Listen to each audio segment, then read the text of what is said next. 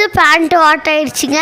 இன்னைக்கு தலையில் பட்டாசு விழுந்துருச்சுங்க எங்கள் சித்தப்பாக்கு. எப்படி ஆச்சுன்னு சொல்கிறேன், வாங்க பட்டாசு வெடிக்க போகலாம். போன உடனே நானும் எங்கள் அத்தையும் ஒரு புஷ்வாடை வச்சோங்க. அடுத்து சரோங்க. இப்போதாங்க மெயினு 60 ஸ்டார்ட் வைக்கலாம் வாங்க. இப்போதாங்க நான் ஃபர்ஸ்ட் டைம் வைக்கிறேன். பயமாக இருந்துச்சுங்க எப்படி வெடியோன்ட்டு. நான் நினச்சதை விட சூப்பராக இருந்துச்சுங்க. யாராச்சும் இந்த மாதிரி என்ன பட்டாசு வச்சாங்களா மேலே போய் பார்ப்பேங்க.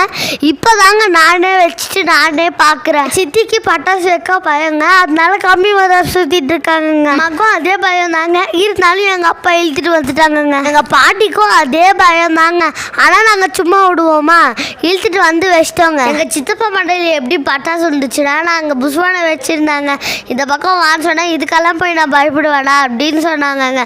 கடைசியில் மண்டையில் வந்துருச்சுங்க. எனக்கே பாவமாக போச்சுங்க. வாங்க மாடி மேலே ராக்கெட் வைக்கலாம். ஏன் கீழே வைக்கலன்னா நிறைய பேருக்கு டிஸ்டர்பன்ஸுங்க, அதனால மாடி மேலே வந்துட்டோங்க. அது வச்ச உடனே சல்லுன்னு வந்துடணுங்க. அது எவ்வளோ ஸ்பீடாக போகுதுங்க. ஆனால் இந்த தீபாவளி ரொம்ப சூப்பராக இருந்துச்சுங்க, எனக்கு ரொம்பவே பிடிச்சிருந்துச்சுங்க. உங்களுக்கு இந்த தீபாவளி எப்படி போச்சுன்னு கமெண்ட் பண்ணுங்க. இந்த தீபாவளி சூப்பராக போச்சுங்க, உங்களுக்கும் சூப்பராக போயிருக்கோன்னு நினைக்கிறேன். பாய் பாய்.